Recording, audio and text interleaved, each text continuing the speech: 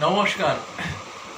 অমর কথাশিল্পী শরৎচন্দ্র চট্টোপাধ্যায়ের লেখা মহেশ গল্পটিকে আমি কবিতার রূপ দিয়েছি, সেইটাই আপনাদের সাথে শেয়ার করব। যদি আপনাদের ভালো লাগে তবে লাইক, শেয়ার, কমেন্ট করবেন আর আর সাবস্ক্রাইব করে দেবেন। গল্প শরৎচন্দ্র চট্টোপাধ্যায়, কবিতায় সুব্রত মজুমদার। মহেশ। বাপ মেয়েতে থাকতো গ্রামে বড্ড গরিব তারা। বাপের নাম গফুর, মেয়ে আমিনা মাতৃহারা। জুটত না ভাত, চলতো তাদের কোনো মতে দিন। একটা গরু, মহেশ নাম তার, সেটাও রোগা ক্ষীণ। কোনো মতে দিন চলে যায় ভাঙা মাটির ঘরে। ধুপ্ত গরু, ধুপ্ত মানুষ, প্রাণ ছিল না ধরে। কদিন ধরে হয়নি খাওয়া, পেটে খিদের জ্বালায়। খুঁটো ছিঁড়ে ঢুকলো মহেশ সেদিন বামুন পাড়ায়। মুখার্জিদের উঠোন বোঝাই ছিল অনেক খড়।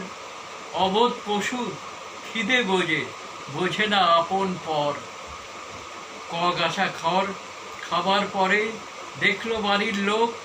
গেল গেল সব খেলো খড়, উঠলে ওঠে শোক। খড়ের থেকেও বড় কথা, গরু মোল্লা পাড়ার। চাইছে নাকি মোল্লারা সব বামুনদের জাত মারা। মোল্লা পাড়ার গরু যখন, এটাও মুসলমান। গোবর জলে ধুইয়ে উঠোন করতে হবে স্নান। স্নানের পরে বামুন ঠাকুর যান জমিদার বাড়ি। আঙুল তুলে নাড়িয়ে মাথা বলেন টিকি নারী। হুজুর মা বাপ রক্ষা করুন, গায়ের ভগবান।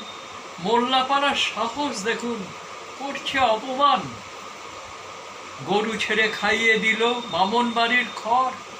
শাস্তি ওদের পেতেই হবে, ভাঙুন ওদের ঘর। কত ধানে চাল কতটা বুঝতে যদি হয়, মারধরটাও খুব দরকার, সেটাও দিতে হয়। মহেশ আসে, গফুরও আসে, পেয়াদা আনে ধরে। জমিদার তার দেখান প্রতাপ, গফুরকে খুব মেরে। বুকে পিঠে কালশিটে আর মুখে রক্ত ঝরে। টলতে টলতে এলো গফুর অনেক কষ্টে ঘরে।